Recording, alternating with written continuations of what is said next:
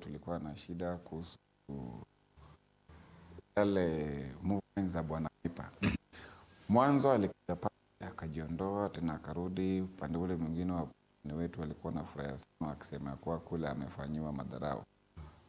So ingawa labda walikuwa wanaweza kuendelea kufanywa madharau on their own part, hakuwa na njia mzuri pia ya kumekontrol, lakini alikuwa amesema awali pale ya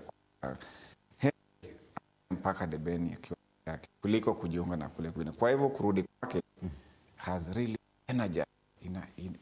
energize pande wa Azimio. Siku ile alirudi, naona kura iliishia hapa. Asante.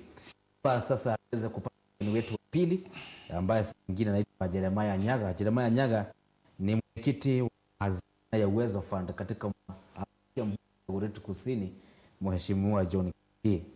Good morning brother. Good morning bwana Kiba. Shukuru. Na leo kuna ujasiri. Bana nakuwa hiyo.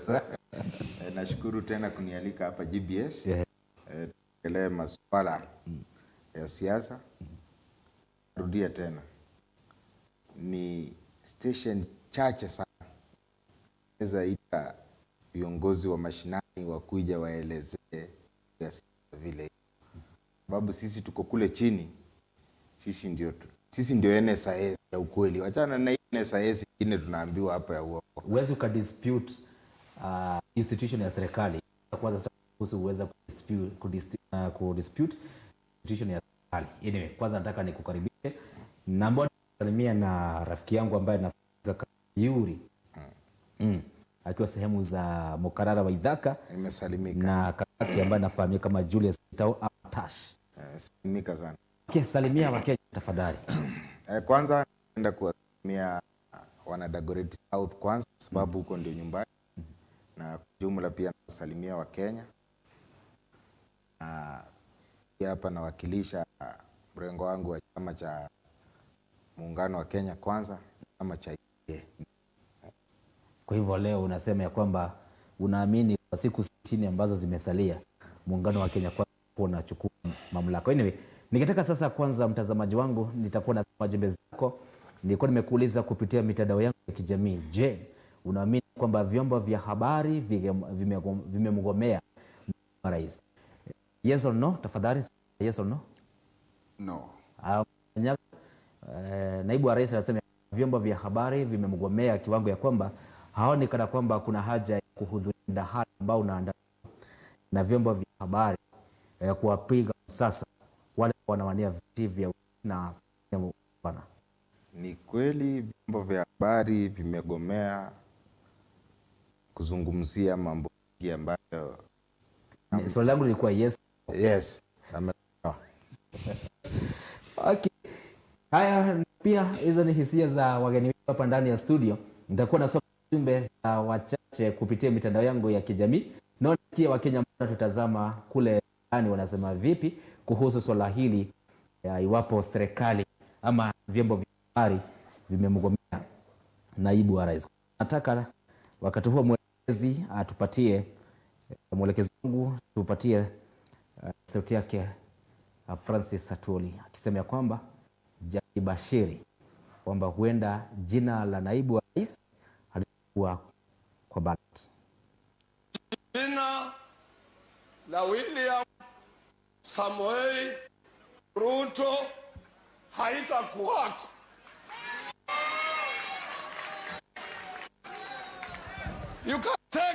You can take it the bank for free. Lakini wewe ukasimame kwa majukwaa mwanamume mzima. Naitwa Francis Atwoli. Unaenda unabingilisha kiuno chako pale kama vile la Singapore alivyosema mwana mfupi mnao round. Hana kazi. Hata Ruto hatakuwa kwa ballot. Kama unajisi umesha. Wewe ingia kwa debe na William Ruto. Kenya ni sisi ndio watu tunafanya uamuzi. Asante mwelekezi, kuna umenipita pale, naomba turejee pale.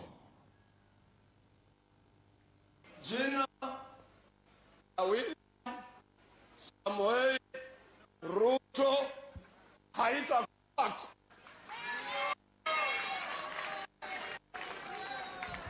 You can You can take it to the bank for free. Lakini wao wakasimame kwa majukwaa na mmemsema anaitwa Francis Atuoli. Unaenda pale unabingilia kiuno chako pale kama vile la walivyosema man mtu mfupi mnono round. Hana kazi. Hata unasema Ruto hatakuwa kwa ballot. Kama unajisi umetosha. Wewe kwa debe na William Kenya ni sisi ndio watu tunafanya uamuzi. Asante na mwelekezi wangu. Tuanze na rafiki yangu Nyaga. Kama mwelekezi wangu angeweza kukupatia mazungumzo yake ama matamshi yake ya Francis Atuoli anasema ya kwamba just man of God and don't lie.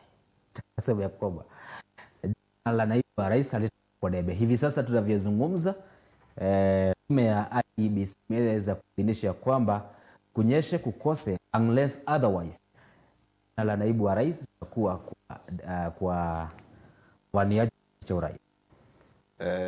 Kwa masikitiko kubwa sana kwa mtu ya tajriba ya kazi aliyopewa angekuwa anaifanya hiyo. Sasa anafanya kazi si yake. William Samoei Ruto kuwa kwenye ballot kisheria imemkubali huko. Sasa hayo mambo mengine ni ya Mwenyezi Mungu, kama hata kuwepo ama hatakuwepo. Na pia umesema vitu vya habari. Nimeona hiyo clip. Atuoli hapo hiyo clip unaona umekata. Amesema kama hatakuwa. Yaweka pale Atuoli amesema hatakuwa kwa ballot. Acha Juma anasema hatakuwa kwa ballot. Na Atuoli wakati alisema William Ruto yuko categorical hatakuwa kwa ballot. Lakini tuache hayo. Kwa hayo ni Zungu wanasema ni water bridge. Lakini sisi watu ya Kenya kwanza we are not taking it lightly. Sababu tujue alikuwa anamaanisha hata kuwa kwa ballot muda gani. Maana si wamemweka kwa ballot. Sasa tujue kama ni tukikaribia kupiga kura ndio William Ruto hatakuwa. Hiyo ni Mwenyezi Mungu anajua, but we are not taking it lightly. William Ruto sasa kwa ballot. Sasa tuna focus kwa uchaguzi tarehe 8 mwezi wa 8 tarehe 9 2020. Hiyo ndio focus yetu iko. Sasa mambo kufocus Atuoli sisi tumeacha. Ningependa kidogo tu nikimalizia, ningependa kuelezea Wakenya. Ukitaka kujua Atuoli ni mtu ya aina gani, ama inasemekana ukitaka kukujua wewe ni rafiki zako najua pia ni mtu wa aina gani. Hivyo pia tungeweza kuelezea Wakenya pia wajue, waangalie rafiki Atuoli ni mtu ya aina gani, sababu kama ni matamshi Atuoli anaweza kutoa, na tangu atoe au matamshi sijaona mtu wa huo mrengo Atuoli ana support akikanusha akisema Atuoli amesema vibaya. Utasikia tu akisema ni siasa, lakini matamshi kama haya huwezi kuchukulia ni siasa. Tukuje kwa Atuoli alibashiria kwamba huenda na atakuwa kwa ballot. Tume ya IEBC imeweza kumwidhinisha. Utajitetea kivipi nyinyi watu ambao mnaamini matamshi ya Atuoli for 4 years down the line? Kwanza kabisa Atuoli in his own rights was right what he was saying. Na upande wangu on assessment and evaluation on the same was that Atuoli was referring to issues around integrity and anything else bordering on that.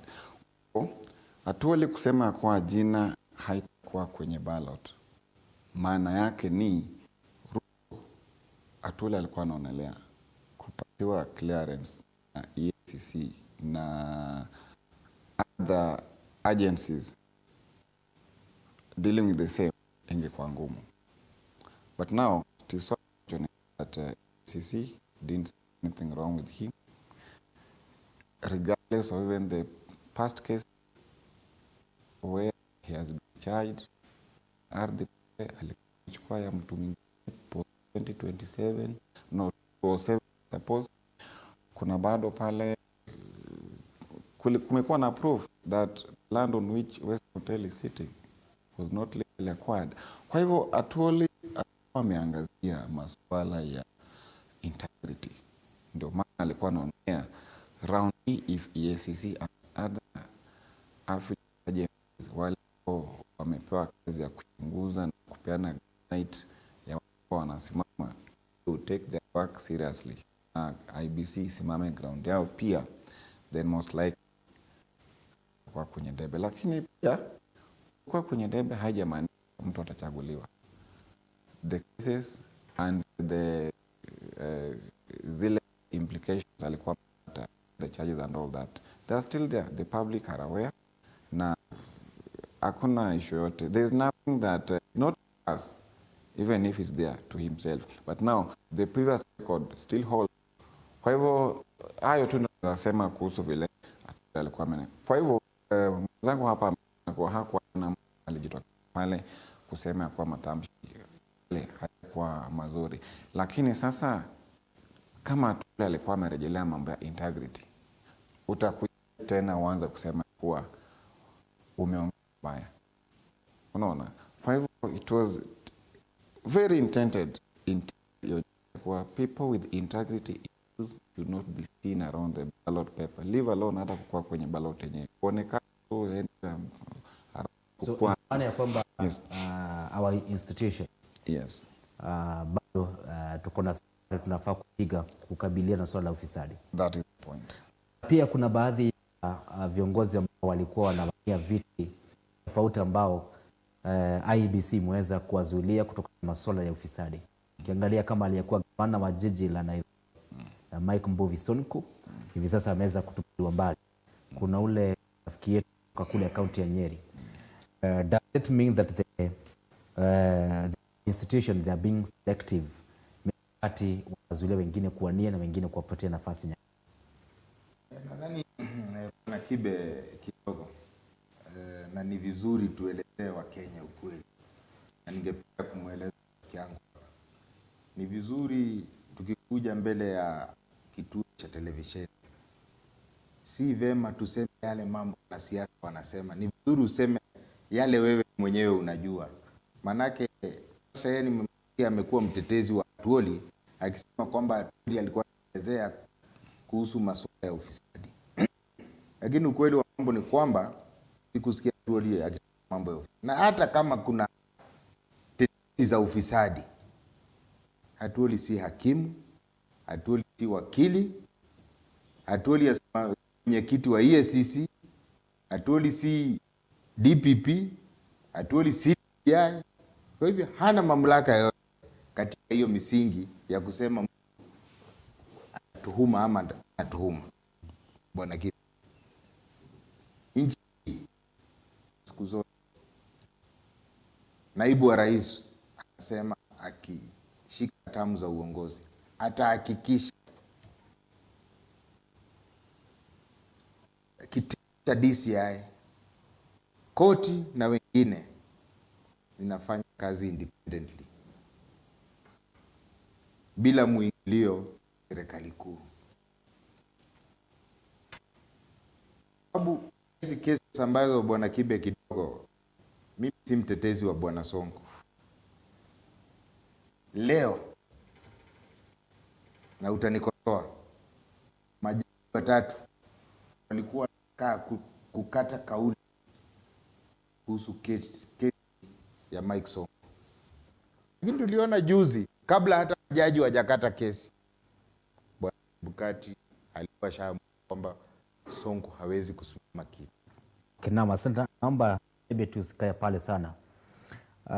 The court judgment is the maybe tutarajia nini kama hawa watakaa chini na wamue gavana Sonko anaweza ka kiti, kwamba the judge ruling is the final unless you are. Tuanzie pale, tutarajia nini iwapo hiyo kesi itakuwa? Unexpect anything. But no, in case it will rule of Governor Sonko, what will happen to the IBC? In the list, Sonko is cleared. Maybe they have said now he has no case to answer, or maybe he's been now allowed to contest. That one goes to the people of Mombasa. Wenyewe ndio wanajua wanataka uongozi gani. And nilikuwa hapo wakati ule mwingine. I said it is not making sense for someone who has been impeached and has terribly failed to manage Nairobi. Go and try to convince the people of Mombasa to elect him so that he can serve them. You know, obviously, Nairobi and Mombasa, they are almost equals. Kishindwa hapa, kule kwingine obviously lazima bado utashinda. Lakini sasa IEBC, they have acted and they were not served with like anything documented ya kuwa Sonko had an active appeal court, because all the people who had appeal walikuwa na orodha pale. So maybe, I don't know, maybe it was maybe on part of Sonko they never knew, maybe they should justify that they have a court, that the court case active also. But IEBC is bound to act within the law. But in whichever way, watu wa Mombasa go for leadership that they can stand with and stand by. Okay, naomba tutoke pale tuingie katika la wikendi iliyopita. Imekuwa ni wikendi ya viongozi wa kisiasa. That is naibu wa rais ambaye ana kiti cha urais kuidhinishwa na tume ya uchaguzi kuwania kiti cha urais. Hapo jana tulimuona kiongozi wa Azimio la Umoja Raila Amolo Odinga pia akiweza kuidhinishwa, na hivi sasa tunacho Wakenya wanavyojiuliza ya kwamba in whose hands are they safe in between Raila Amolo Odinga and the deputy president. And one of the issues that have emerged with the two candidates ambao wameweza kuidhinishwa na tume ya IEBC, the main one that is Raila and deputy president William Ruto, is that it's like is a something which is ahead, and all of them that by the presidential candidate kuna mdahalo ambao wanafaa kupitishwa ama kupigwa na vyombo vya habari, and they imagine one is feeling as if hayuko tayari kwenda kwa mdahalo ambao uko predetermined na vyombo vya habari, na kuna yule mwingine ambaye pia anayasema ya kwamba I have worked with the media houses for many years. Nasema sometimes they can decide maybe to give good postures about you, and sometimes they can decide to give a negative posture about you. But all in all, you have to be familiarized the way media houses do present themselves in matters to do with news and other issues. Deputy President specific anasema haoni kaa ya kwenda kwa huo muda. If you just us wakati tunauza sera zetu, don't eat us. Kabla tusikie matamshi yake na nyaga, jambo hili la sheria nini kwako? Nadhani Bwana Kibe, ukiangalia vizuri, na nadhani uzuri vyombo vya habari vyote, hata ile taarifa mchezo jana hapa GBS, ukiingia leo kwenye mtandao wa GBS utapata vile mlienda habari na vyombo vingine,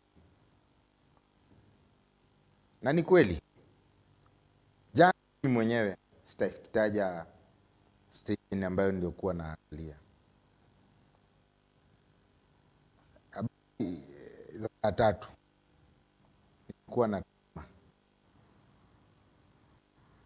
kiongozi Azimio alipewa dakika zisipopungua 24. Mikutano yote na story yote jana. William Samoei Ruto alipewa dakika zisipopungua 6.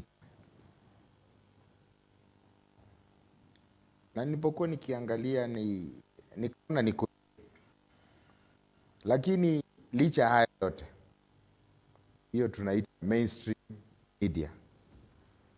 Wakenya tunasema were,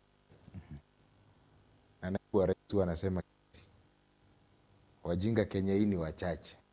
Sasa ukitaka kuona sera za mtu hata wenzetu wa Azimio, ukiingia katika mitandao ya kijamii utapata kila kitu. Mambo yalikuwa mtu alikuwa na watu wengi utapata, kama alikuwa na wachache utapata, kama kuna mahali mtu alizomewa utapata.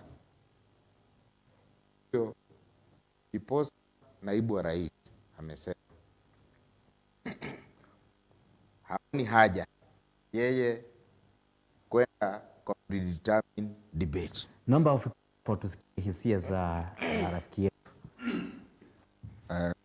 Kwanza kabisa, Ruto is free either kususia au kuhudhuria.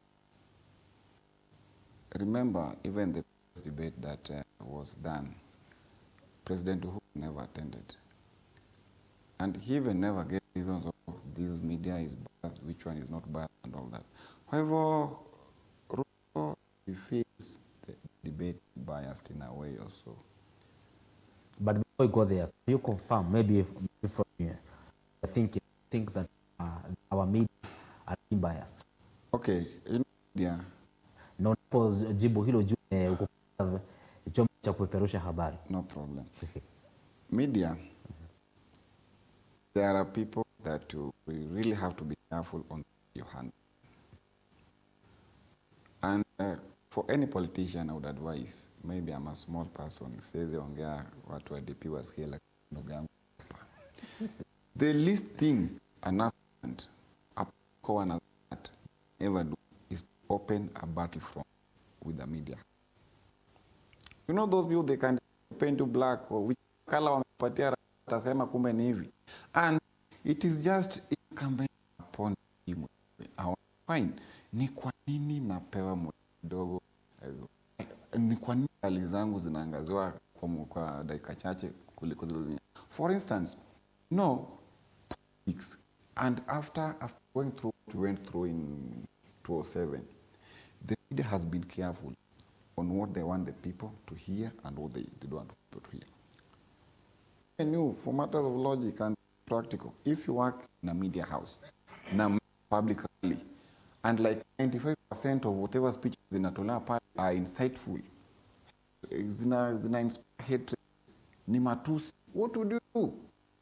Take the little part which has sense, dispense kwa watu wapate pale. Ile ingine ambao zinaweza fanya attention ipande, you ignore it. That is common sense in the spirit of Kenyan good cohesiveness and all that.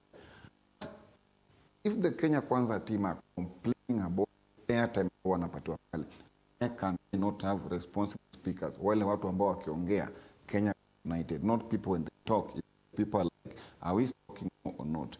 Kwa hivyo, it is very important. Ukiangalia upande mwingine wa Azimio, fine, most of them are people experienced and they know what to speak and where, and most of them dwell on the agenda that they have for the people. But now, ukienda kule kwingine, watu ni hasira hapa, kuruka hapa na pale, it is of common sense ya kuwa waangaze mambo yale ambayo yakuna muhimu kwa watu, iko yale, is not just showing everything, is what is important, what can make us come together more than we are like Kenyans. Kwa hivyo mimi naonelea kwamba unajaribu kutuambia kwamba most of the Kenya Kwanza's campaign, yes, the center of their content and the threats na people, they breathe fire. Wakianza kuongea is like if you're not with them tutakutana mbele, and that one is not the way to, you don't have to fight me against him so that I can support you. No, just convince me that you are better. Let me just convince you that maybe I'm better than him so that but an issue of like say good because someone is bad, it's not even about yourself. Umejifikia hujajiongelelea, unaona? So they can take responsibility of their rallies. The media will just, hata nyinyi hapa tuseme some show that you called, when a speaker comes meanza kuongelea mambo mengine yenye unaona kutazua rapsha kule, you please control it, true or false, that is in mathematics, unaona? Kwa hivyo mimi nasema no one is biased, but also develop a mentality ya kuwa hawa will the media person for Kenyans, but I'm not saying siding with anyone because otherwise it won't be fair. But what I know is behave your team responsibly, have responsible speakers and always be well. Na pia media ni biashara. You never know. Now the the business wamesema, like for instance, you have an event.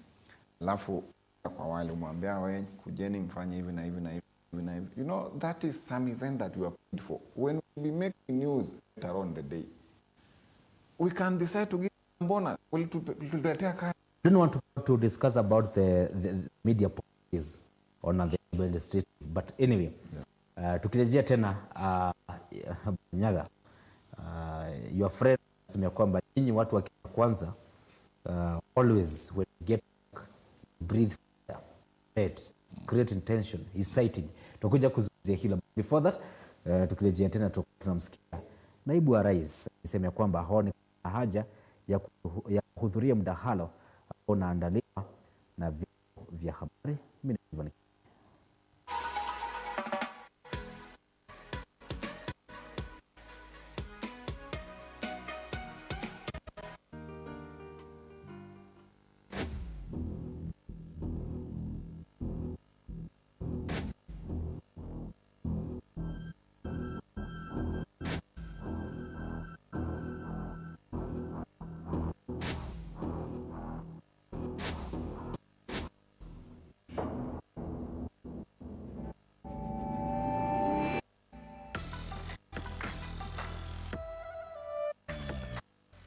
Mambo vipi man, it's your MC. You can call me the true ninja. I'd like to invite you on an amazing show that will be happening each and every Saturday from 8 p.m. to 8:30. And the repeat Sunday and every Sunday from 1 p.m. So make sure you join us for the GBS Art Club for an amazing show. We'll see you.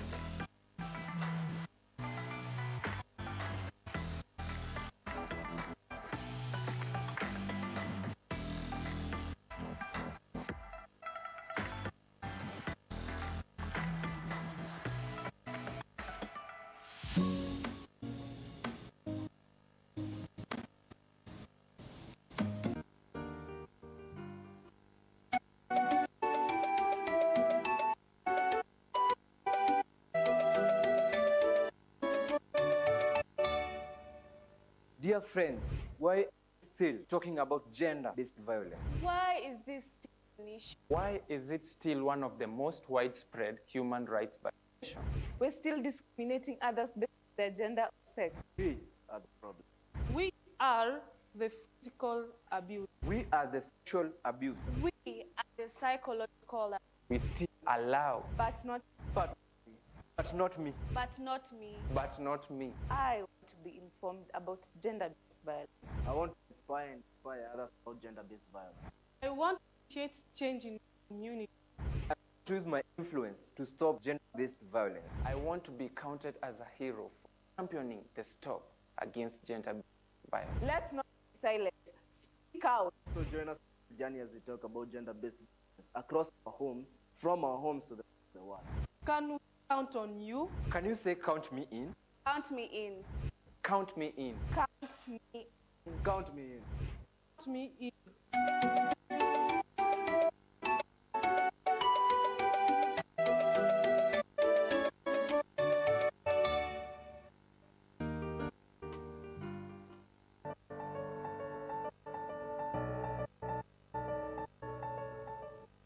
God is so good. Because human being is opposite of God, greatest thing that can ever happen is fellowship. Our justification is based on Jesus. The book of Leviticus is telling us how sin has to be forgiven. Talking about the chief baker and chief butler.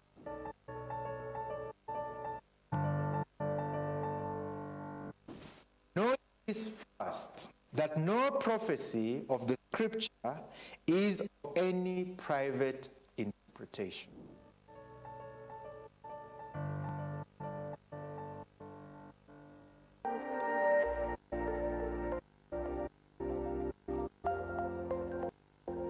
Everywhere. BS.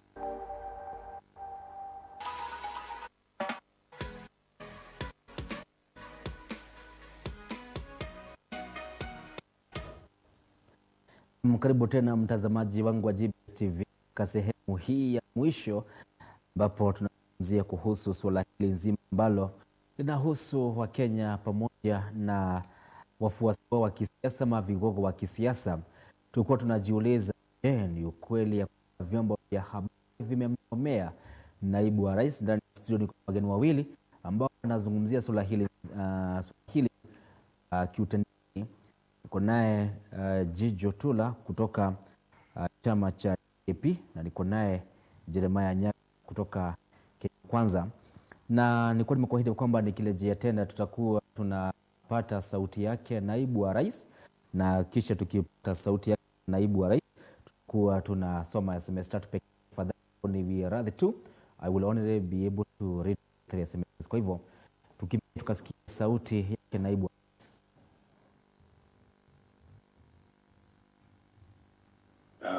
We are being told about a presidential debate, and we have raised concerns.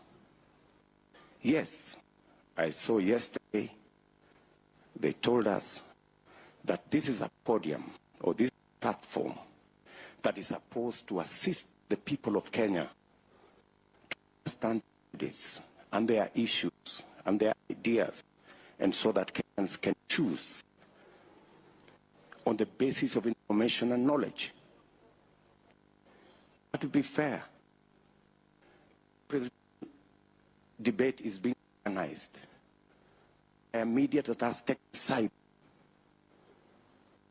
by people who already have skewed the playing field in favor of one side. What moral authority do we have to ask the rest who are not their candidates attend pre-arranged, pre-rigged presidential debate? I mean, surely, ladies and gentlemen, it's not to ask. We're just asking fairness. Rais anasema kwamba ile kitu nahitaji hawataki kupigiwa debe na vyombo vya habari, ili wanahitaji fair level playing ground. Nisome SMS mbili kabla tuende kuhusiana naye kiongozi wa chama cha Azimio la Umoja Raila Amolo Odinga. Nataka nianze na SMS ya Edward Karanja Mwangi. Unaweza muita Desh ama mfalme.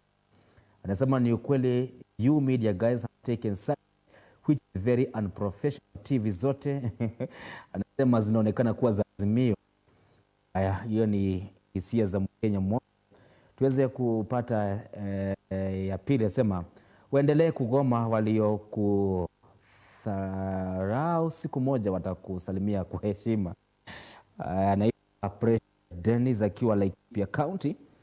Na pia Steve Maina anasema wamgomee kabisa, hata habari zikisomwa havichukui muda mwingi ukilinganisha na wale wengine kutoka tofauti.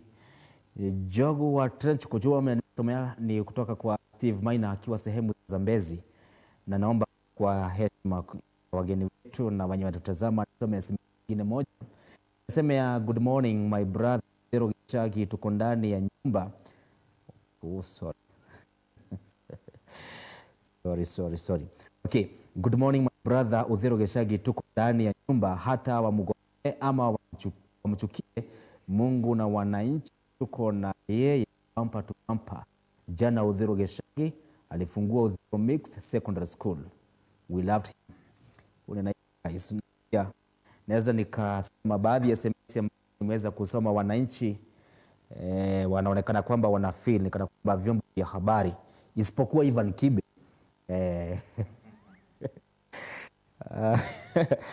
isipokuwa EST wanahisi kwamba kama wako bias na jinsi wanavyo pendekeza ama wanavyouza sera za viongozi wetu.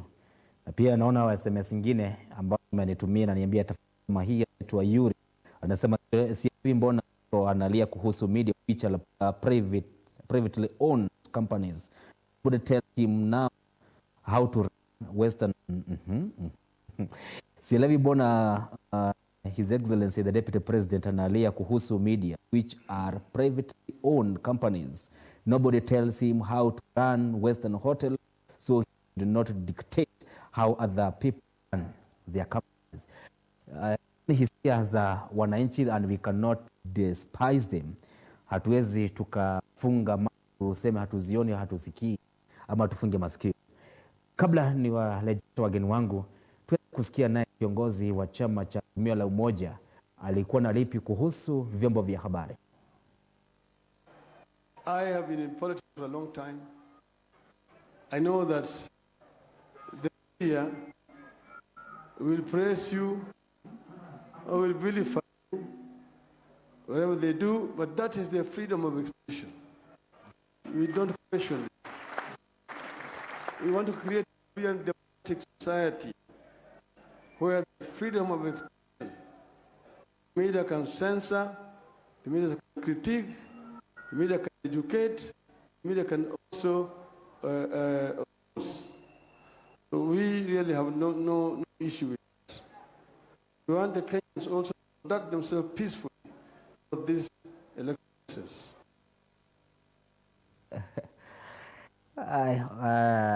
Kiongozi wa chama cha Azimio la Umoja Raila Amolo Odinga, specific, if I may turn to text, how to familiarize, anachozungumzia ni kuhusu Article 33, Article 34 and Article 35 ambazo zinazungumzia uhuru wa upashaji habari, uhuru wa kupokea habari na uhuru wa kujieleza. Naomba mwelekezi tupate vizuri sauti ya kiongozi wa Azimio la Umoja.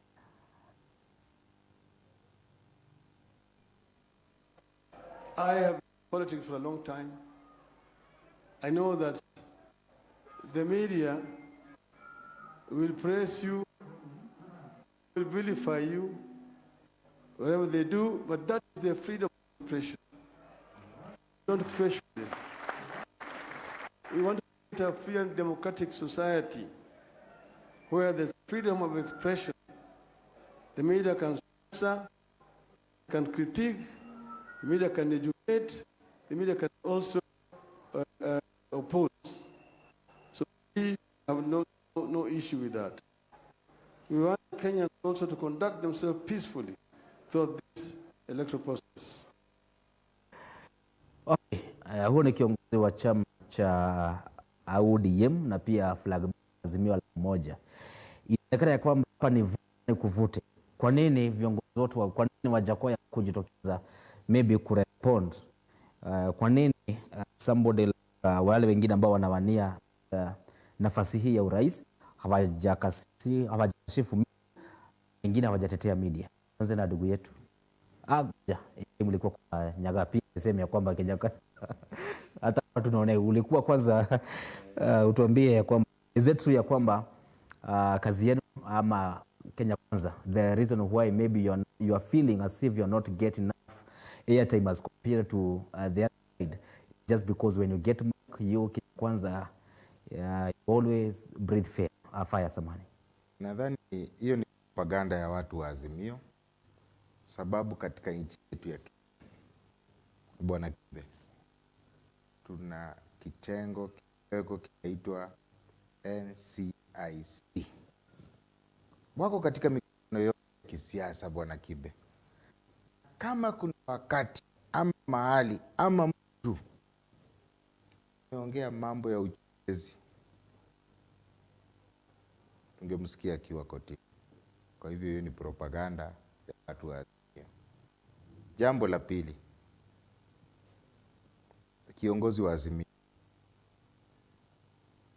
leo koti 2007 alikuwa jacket kwa mambo ya media.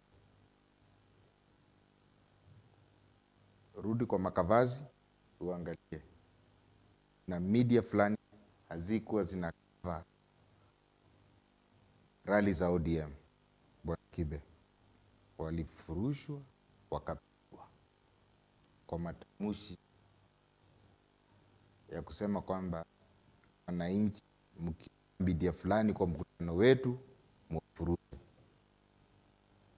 Kwa makavazi, rudi kwa maktaba, utaona hata Raila Odinga alitoa hayo matamushi.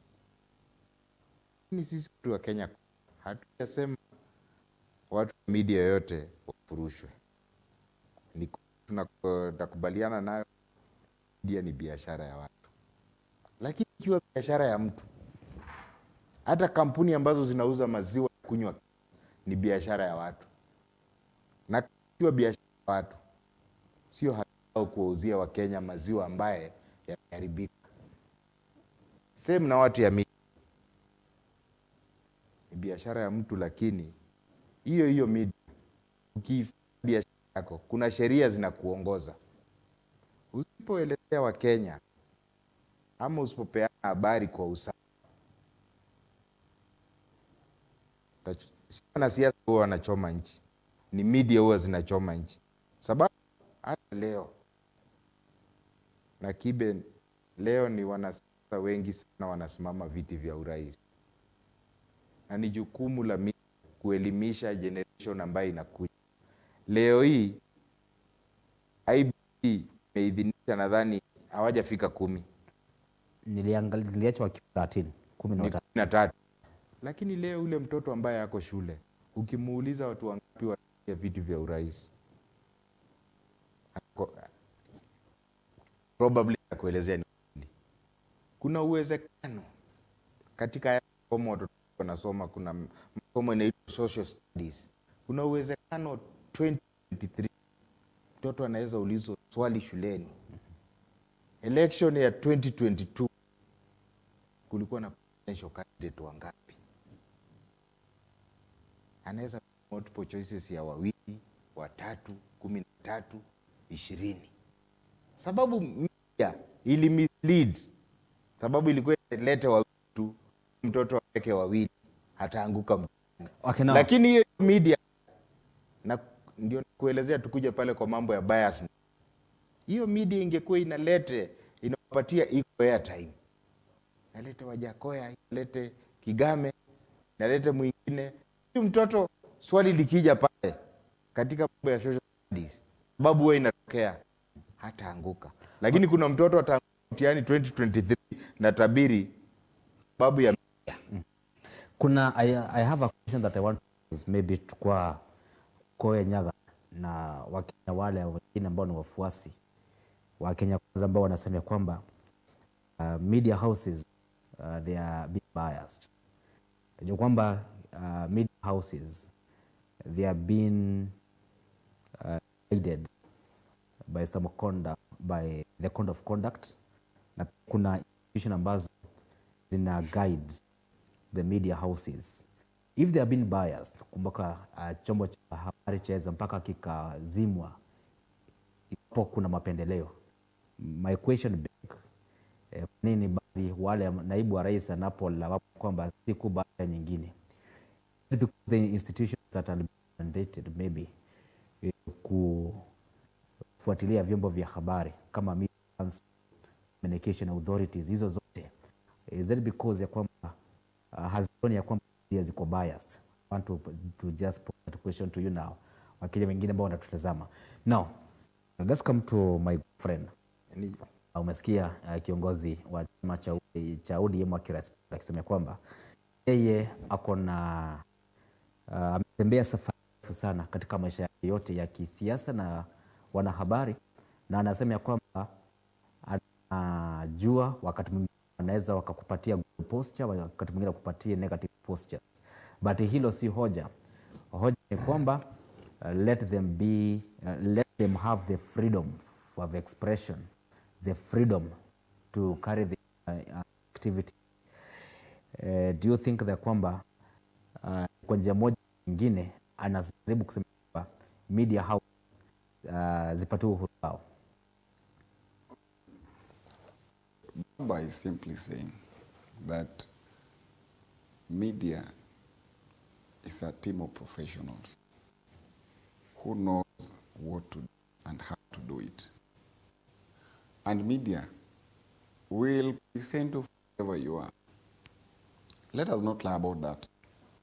They'll present you for whatever you are. And come to the issue of the debate being biased and all that, and be as for instance, gets like more airtime over others.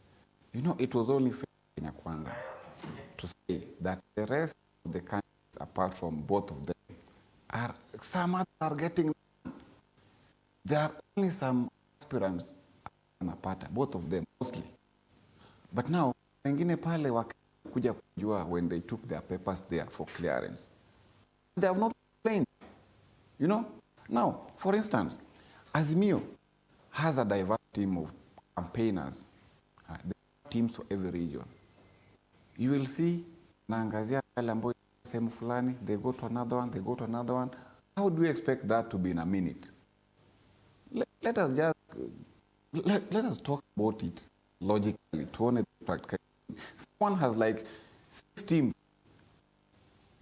having events on the same day, different parts.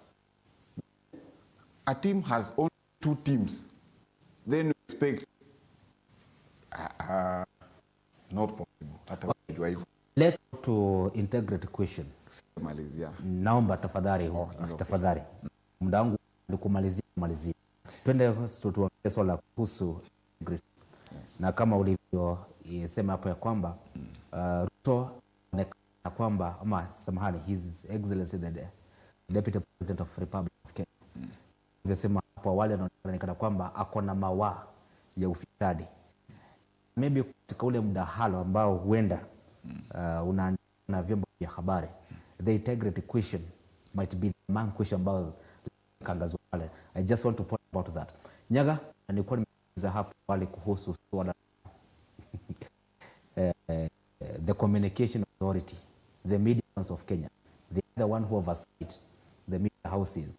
If media has been biased, kwa nini hizi idara ama hizi institutions za serikali hazitokezi maybe kuchukua leseni ya vyombo vya habari those been kwanza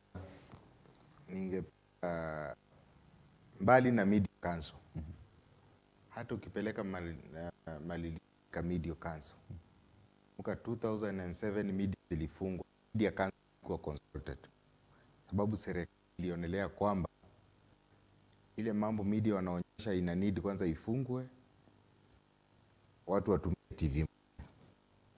Kwa mambo ya kuwa biasness bwana, huwa nakuambia wakati mwingine tukipatana, usijifikirie kwamba bwana Kibe wewe unaishi Uganda, wewe unakuja Kenya asubuhi. Waziri CT sio mara moja ama mara mbili tumemwona kwa rally ya Raila Odinga, sio mara moja. Waziri wa Interior Security sio mara moja tumempata akiwaelezea watu wampigie Raila Odinga kura. Na hao wanafaa watetezi wa Wakenya, si watetezi wa Raila Odinga ama William Ruto. Nyaga, hujajibu swali letu. Tunataka ujibu swali. Nimejibu swali. Nimesema media council malalamishi sio mara moja. Juzi umeona Hussein Mohamed ampeleka malalamishi kwa council. Sababu moja tu ya kutoenda kwa debate alipeana iko it is in public.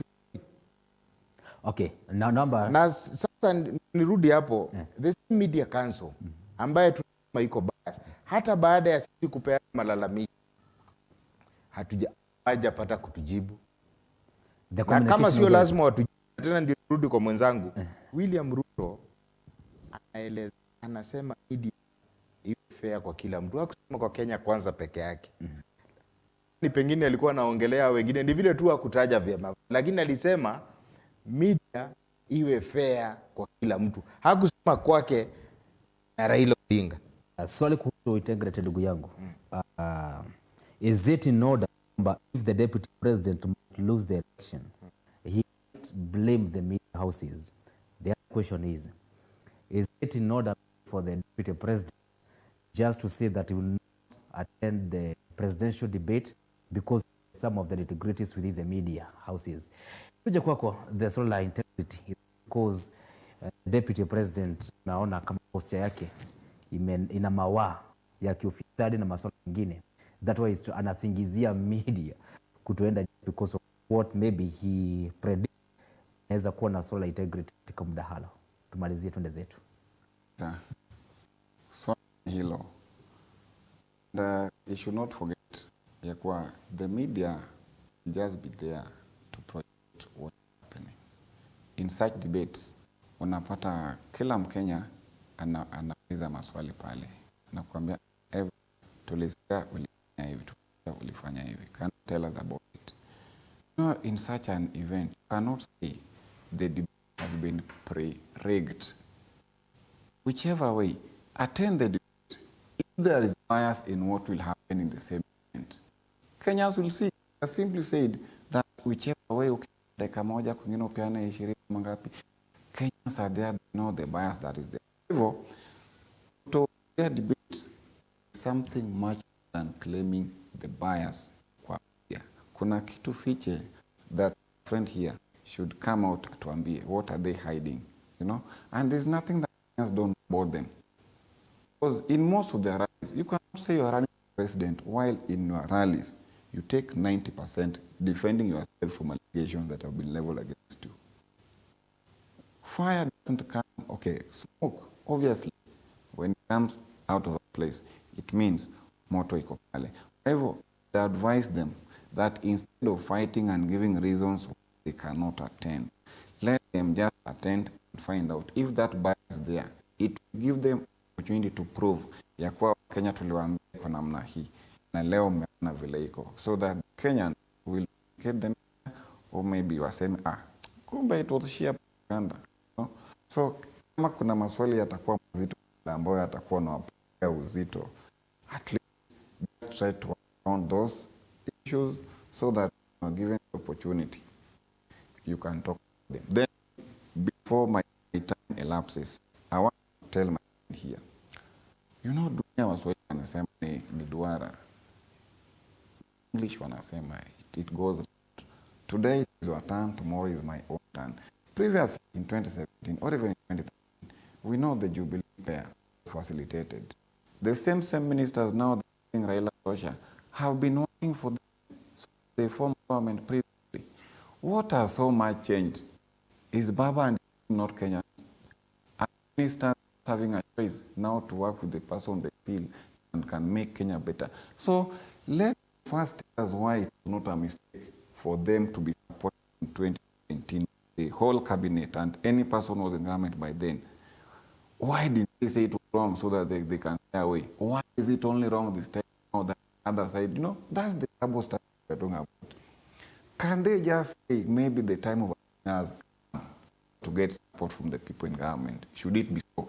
And even ministers and anyone else has their own, they have their own political rights.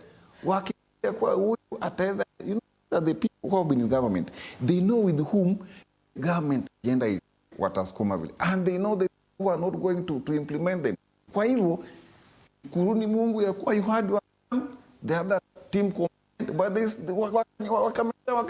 so nyinyi pia, sisi pia ni wa Kenya, Azimio ni wa Kenya, waziri wale, wakiamua nini pia da Kenya. So msilie sana. Okay. Kuna ubaya gani? Aliya kwamba tukianzia haya mazungumzo niuliza kwamba yes.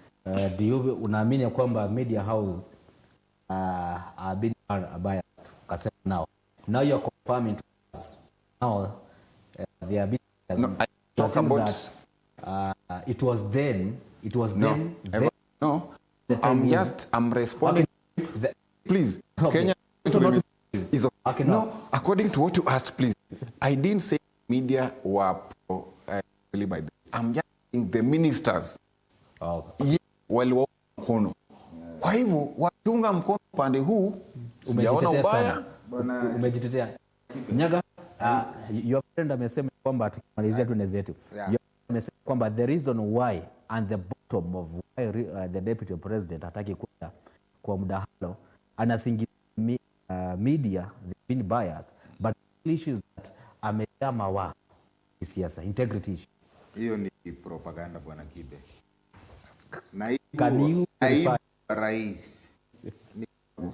Naibu wa rais sio mara moja ama mara mbili ama mara tatu ameojiwa katika vyombo vya habari vya Kenya na vile vya kimataifa. masuala ya ufisadi yote amekuwa akiulizwa maswali na anajibu.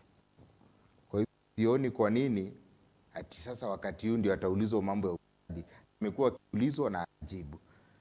Kwa ya mawaziri nataka kuelezea huyu. 2013, 2017 Jubilee 2013 was in power. Jubilee was defending its seat. So Jubilee had all rights. Sababu hao walikuwa wafanyika Jubilee. Sasa hii Jubilee haitiki kiti ya president. But kwa Azimio. Ngoja na kibe. Jubilee, Azimio is not in government. Huh? True of course. Azimio is not in government. Unless you want to tell me, as a person who is in media, you know Jubilee, you know Azimio is in government. Azimio is not in government officially. It is not. Na wakati ile rais hata tulikuwa tunaona akienda campaign 2017 alikuwa anaenda na magari ya serikali sababu alikuwa president in seat. Hata saa hii naibu rais na haki bado wako ofisini, atatoka ofisini tarehe 9 akiapishwa kama rais. Saa hii yuko naibu wa rais. Ataapishwa shinda uchaguzi. Nielewe vizuri. Your party tafadhali. Nimesema naibu wa rais tarehe 9 mwezi wa 8 tuna uhakika na kiti cha urais. Kwa kuapishwa sasa ni wewe utasema sijui ama ataapishwa, manake nyinyi na Natoli mmezoea mlisema tutakuwa kwa ballot. Swala la kuapishwa tutangoja akishinda tuone kama ataapishwa.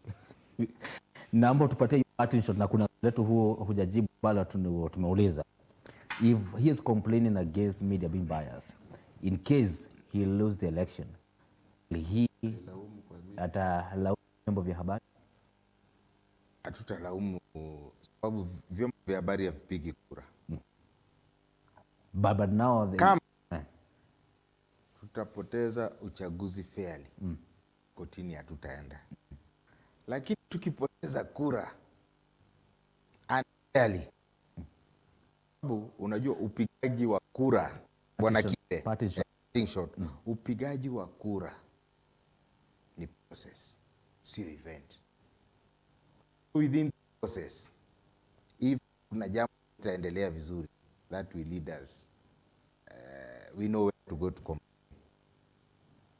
My party. Your party, brother, I know that's please. What I'm saying is that I want to tell Kenyans to be very careful of what they make use of the utterances get from politicians. But major issue with my brother's side, they cannot start by theirs. They cannot stand with their statements, even for one day. And for them, is a matter of sema hilo unaweza sema hapa, songa pale useme ingine, sawa hilo ulisema, be convenient in whatever you're saying. So you can't. You are given as a party shot, please. Fine. My party shot is this. Kenyans, they know what they want, and they know where they can get it. The government that the promises they are making today, they can hold on to them even when they're in power. But if during campaigns you say one thing and you dismiss almost immediately, how sure are we going to keep the same promise that your campaign agendas, you are not standing by them, even at data whatever you had previously, you change. Kwa hivyo mimi nasema Azimio tuko imara, and according to the way things are moving, they always in Africa, if you want the who is going to lose elections, just look at the contestant who is complaining about everything. Jua tu ni wakupoteza, point blank. We come here and talk about the same thing, but ukiona upande ukiona debate waziri wa tunafanya hivi, jua tu uchaguzi ilienda na wamepoteza.